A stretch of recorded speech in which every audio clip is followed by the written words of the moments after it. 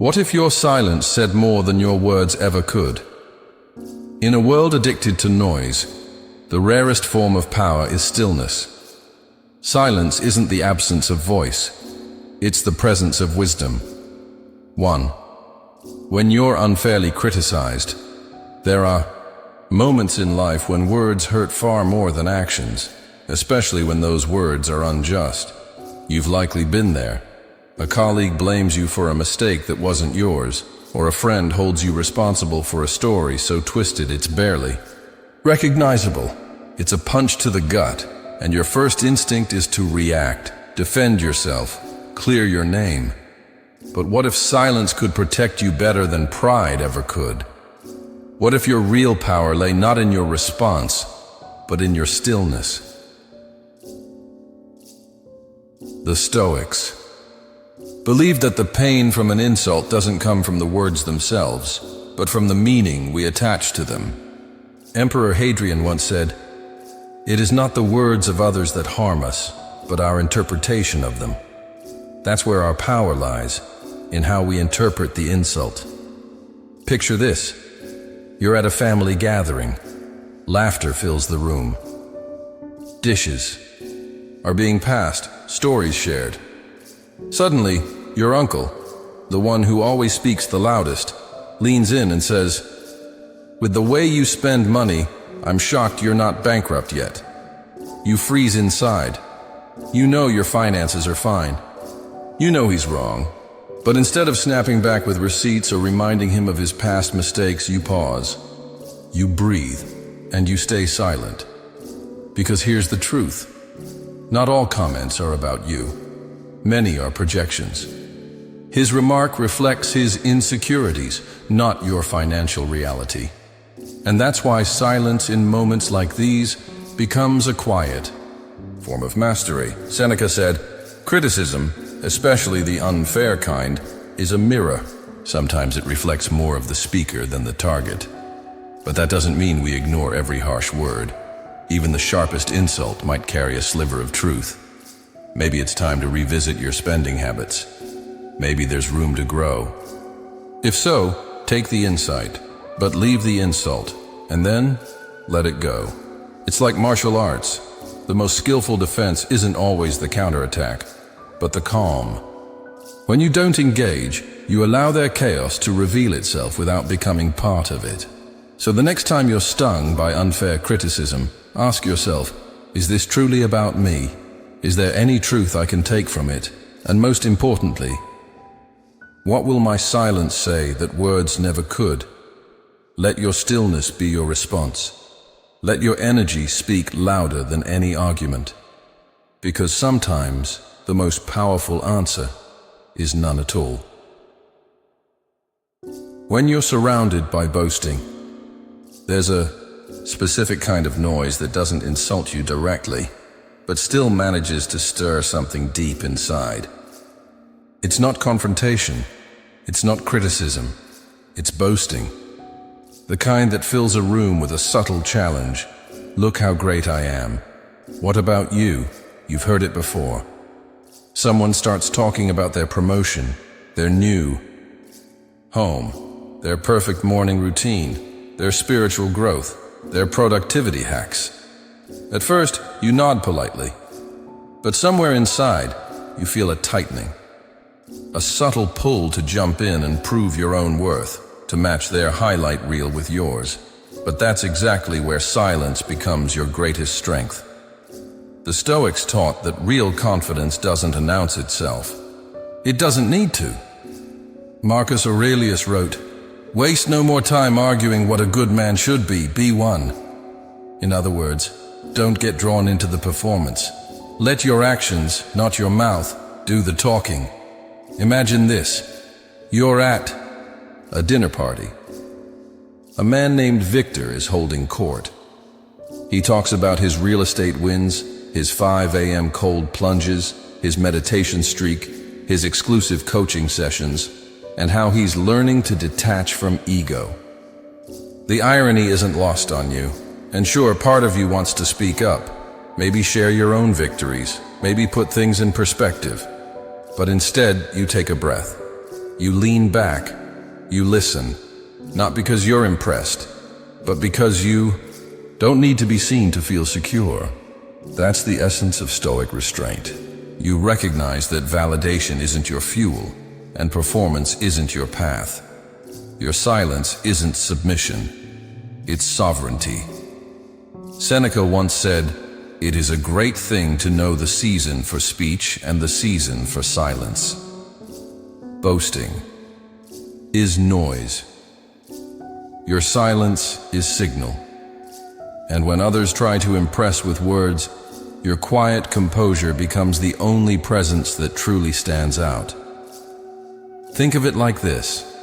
Someone who constantly announces their greatness is revealing their need for affirmation. But someone who lives quietly and with depth, they already know who they are. Epictetus went even further. He said, "If you want to improve, be content to be thought foolish and stupid." Why? Because growth often happens in the shadows. You don't need applause. You need progress.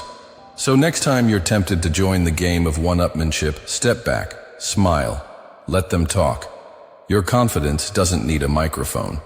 And when ego fills the room with noise, your silence becomes the loudest truth. 3. When you're overcome by anger is like a sudden thunderstorm. It rolls in quickly, darkens your mind, and before you know it, you're drenched in regret. One minute you're calm. The next your fists are clenched, your voice sharp, your heart pounding like a drum. The words rush to your tongue before wisdom has a chance to intervene. And once they're spoken, there's no taking them back. But what if silence could break the cycle? The Stoics never told us to suppress anger. They didn't expect us to be emotionless statues. What they taught was something more powerful. Learn to master the emotion before it masters you. Real strength isn't in never feeling anger. It's in not being controlled by it. Picture this. You've had a long, draining day. You're in line at the store, finally just steps from the cashier. And then someone cuts in front of you, boldly. No apology, just complete disregard. Your blood boils. You start drafting the perfect comeback in your head. Maybe something biting, maybe something loud. But then, you pause. And in that pause, you take back control. That moment of silence becomes the shield between you and the consequences of a reaction you'll later regret. Emperor Antoninus Pius advised, "Let not your mind dwell on what you lack, but on what you already possess." In that moment, you possess the greatest power of all, the power to choose. You can choose peace over pettiness, dignity over drama. Because let's be honest, anger rarely ends clean. A sharp reply to a coworker might create months of tension. Yelling at a loved one might leave wounds that linger longer than any apology can fix. The Stoics understood this deeply. They believed that the consequences of anger often outlive its cause. What you say in 10 seconds of fury might take 10 months to undo. Musonius Rufus, a Stoic philosopher, said that most anger isn't caused by the event itself, but by our unmet expectations. We expect fairness. We expect courtesy. When reality falls short, frustration fills the gap. But what if you drop the expectation? What if, instead of demanding the world behave, you trained yourself to respond with grace when it doesn't? That's what silence gives you. Not weakness, not retreat. Strategy. A moment to breathe, a space to evaluate, a chance to rise above. Anger is energy. When channeled, it can fuel growth. But left wild, it scorches everything in its path, including you. So the next time anger erupts inside you, don't let it speak for you. Let silence speak instead. Let it be the doorway to your wiser self. And as the fire of emotion flickers inside, your quiet becomes the water that cools the flame. When false rumors begin to spread, rumors are like smoke, thin, shifting, hard to catch, but somehow they stain everything they touch. They start quietly. A whisper here, a joke there. One person exaggerates, another adds color. Before long, you're no longer yourself in people's eyes. You've become a character in someone else's fiction. And that's when the urge strikes, to correct the record, to confront the gossip, to make them stop. But here's the Stoic truth. You don't have to chase every rumor to protect your reputation. Sometimes silence does it better. Seneca once wrote, "Time discovers truth, and the truth, it doesn't panic, it doesn't scream, it doesn't scramble for defense. It simply waits and rises." Imagine this. At work, a project fails. Whispers spread that you were the weak link. You weren't. You know that. But the instinct to send a clarifying email, to point fingers back, to defend every detail, it's loud. But instead, you choose quiet. You continue doing your job. You show up early, you deliver results, you don't defend. You demonstrate, and slowly something shifts. People notice. The rumor loses oxygen, the noise fades, and in the silence, the truth begins to echo. That's not weakness, that's discipline. Because when you answer every accusation, you signal that the lie has power over you. But when you remain calm, grounded, and focused on what you can control, you reclaim that power. Marcus Aurelius reminded us, you have power over your mind, not outside events. That includes the opinions of others. You cannot dictate what people think, but you can decide how you respond. So what do you do when the air around you is thick with lies? You breathe. You stay centered. You let your integrity shine quietly through. Your actions, because character doesn't explain itself. It endures. And those who truly know you, they don't need convincing. Those who believe lies without asking, they were never really listening. So let the rumors run their course. You run yours. And when the storm of gossip dies down, your silence will be what still stands. When dealing with loss has a way of bending time. The world keeps spinning. Cars move, clocks tick, conversations carry on, but inside, everything stands still. It's like being underwater while life flows past. Above you, a quiet, aching stillness fills the spaces once held by laughter, by warmth, by love. In that silence, some people run. They turn to noise, busyness, distraction, denial, anything to avoid the weight of grief. But the Stoics, they taught us not to flee from sorrow, but to face it, not to numb pain, but to understand it. They believed that loss wasn't the end of meaning. It was the beginning of deeper reflection. Seneca wrote, "The day we fear as our last is but the birthday of eternity." Loss, then, isn't always final. It's transitional. It's not always about what's gone, but what now matters more. Imagine losing someone close, a parent, a partner, a friend. You wake up and reach for their presence, only to find absence. You replay memories, wish for second chances, struggle with what ifs. But no matter how loud your heart cries, the past doesn't return. And in that silence, if you let it, you discover something sacred. Grief is not weakness. It is love with nowhere to go. That ache you feel, it means they mattered deeply. And that meaning doesn't disappear. It transforms. It becomes legacy. It becomes wisdom. It becomes the quiet motivation to live better, love harder, be present.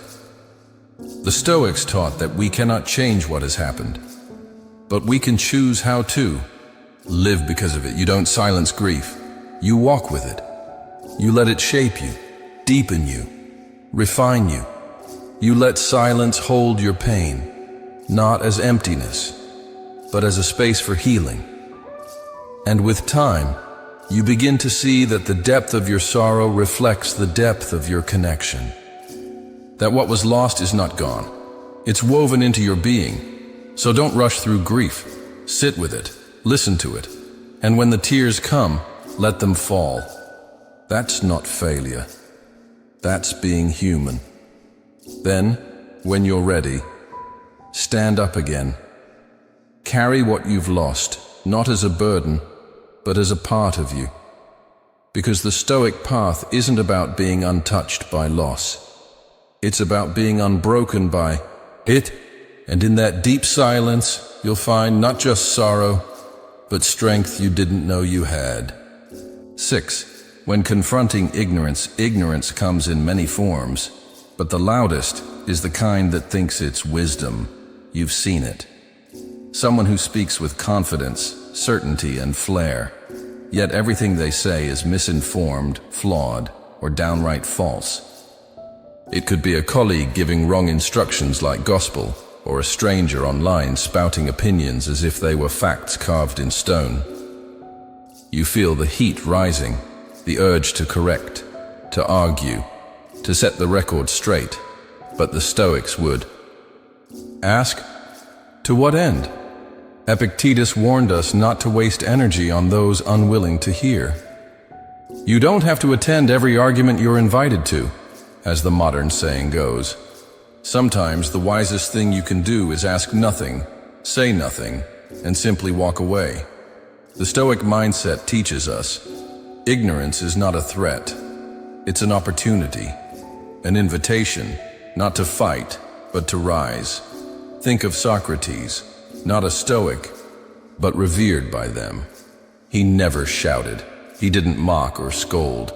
Instead, he asked questions, clear, simple, disarming. He dismantled false confidence not with anger, but with curiosity. You can do the same. Next time someone insists the earth is flat, or that they know everything about your job, your life, your beliefs, pause. Ask, what makes you so certain? Or, have you ever considered this other angle? Sometimes, that soft question is sharper than a sword, but here's the truth. Many won't listen. Many aren't interested in learning. They're defending a worldview, not exploring truth. That's when silence becomes your wisdom. You're not being passive. You're being precise. You're conserving energy, protecting peace, letting others exhaust themselves while you stay rooted in stillness. Because what's the point of explaining the stars to someone who refuses to look up? Marcus Aurelius reminds us, you have power over your mind, not outside events. That includes the ignorance of others. You can't fix every misconception, but you can choose not to let it disturb your clarity. There's an old parable. A wise man was once accused of being a fool. He simply smiled and walked away. When asked why, he didn't respond. He said, if a donkey calls you a donkey, do you kneel and argue, or do you keep walking? So next time ignorance challenges you, don't take the bait. Ask a gentle question, or none at all, and let your silence prove that wisdom doesn't shout. Because when you no longer need to prove you're right, you've already won. When rumors return, and you must rise again, just when you think the noise has faded, there it is again, a whisper in a hallway, a shift in someone's tone, a sideways glance. The rumor that you thought had died quietly returns with new legs, new fuel, and new believers. It's exhausting, because unlike facts, rumors don't need logic. They just need attention. And once they take root, They grow in the shadows, nourished by assumptions and silence. So what do? Fight? Defend? Launch a campaign to reclaim your name? The Stoics would say, no. Let your actions speak again, and louder than ever. Take the story of Elias, a mentor, a man who had spent years helping at-risk youth, funding workshops from his own pocket, giving late-night advice, helping broken dreams breathe again. He wasn't perfect, but he was committed. Then one angry student, upset over a failing grade, accused Elias of bias. Just a single voice, but it was enough to spark suspicion. Rumors bloomed, trust wavered. The board began to whisper. He could have fought back, held press conferences, shared testimonials, but he didn't. He kept showing up, kept mentoring, kept leading, because Elias understood a timeless truth. You don't clear your name by chasing shadows. You clear it by standing in the light consistently. And slowly, others began to speak. Students came forward. Parents saw the truth. Colleagues remembered his integrity.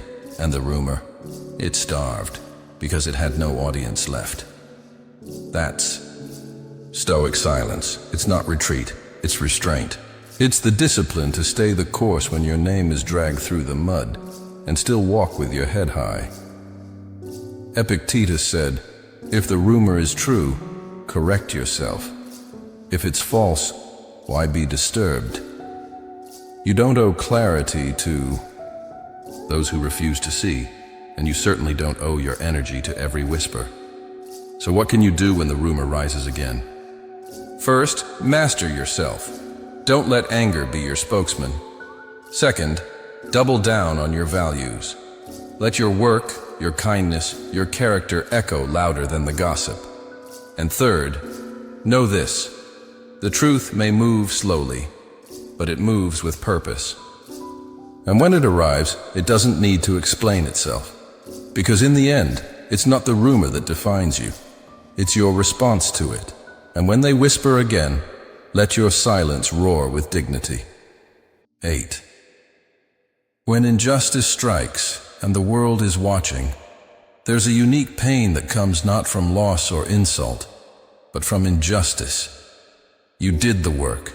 You followed the rules. You gave your best. And still, someone else got the credit. Someone else told the story. Someone else twisted the truth. It stings. Not because your ego needs applause, but because your values were stepped on, and the urge to rise up and shout, "This isn't fair," can feel overwhelming. But here's where the Stoics teach a different kind of rebellion, a rebellion rooted in calm. Picture Armin, a young researcher who spent over a year developing a breakthrough idea, data, late nights, test after test. When the big unveiling came, the supervisor took the stage, presented the work, accepted the praise. Armin's name was never mentioned. He burned inside, but he didn't storm out. He didn't send angry emails. He didn't call the press. He stayed steady, focused. He knew the truth. And over time, so did others. His next project got attention. His consistency caught notice. The integrity that injustice tried to erase became the very thing that lifted him above it. Seneca once said, "A gem cannot be polished without friction, nor a man perfected without trials." Injustice is friction. And how you respond? That's your polish. The Stoics never told us to accept abuse, but they reminded us, reaction doesn't equal power.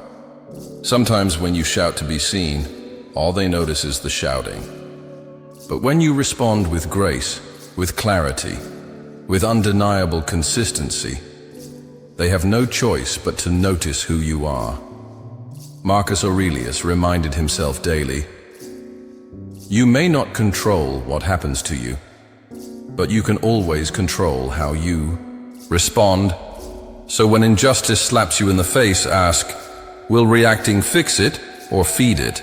Will rage elevate you or entangle you? What response honors your character, not just your pride? Choose the long game. Play it smarter, not louder, because injustice can tarnish your name, but only you can tarnish your soul. Let your silence not be surrender, but strategy. Let your next move, not your next word, define you. And when the world tries to bend your truth, let your integrity hold its shape. When insults strike, and the quietest response is the strongest one, there's a moment, sharp and sudden, when someone says something that's meant to sting. It might be subtle, a passive-aggressive jab, or obvious, a cruel remark tossed like a knife. You feel it land, and your first instinct? Fire back, defend yourself, prove them wrong. But what if the most powerful response is no response at all? Epictetus said, if someone provokes you, it's because your mind is complicit in the provocation. At first, that feels harsh, but there's freedom in those words, because it means this: you have the power to decide what gets inside you. You are not required to carry every insult thrown your way. Think about it. How many times has someone's careless comment ruined your day? A sarcastic email, a judgmental look, a social media jab. You carry it, replay it, stew in it, while they move on. That's not power, that's surrender. Clara, a local leader, I knew this well. For years she led with integrity, but as her work grew in impact, so did the attacks. Public criticisms, misquotes in the media, whispers in meetings. People questioned her motives, her competence, her heart. She could have fought back, but she didn't. She stayed focused on the mission. She kept building. She let her silence speak more eloquently than any press release ever could. And in time, even her critics had to admit she never broke, she never bowed, she simply kept rising. That is stoic silence, not passive. Not afraid, disciplined, poised, unshakable. Because when you don't react, you rob your attacker of the very thing they wanted: your attention, your energy, your control. Eleanor Roosevelt once said, "No one can make you feel inferior without your consent." Let that sink in. You don't need to clap back. You don't need to explain. You don't even need to be understood by everyone. Because real power isn't in winning the argument. It's in not needing to play the game. So next time someone insults you, pause. Let the words pass through like wind through an open window. You're still standing. You're still focused. You're still becoming. And in that silence, you remind the world, real strength doesn't shout. It stands. The next time someone tests your peace, pause. Don't react. Just breathe, stay grounded, and rise above it.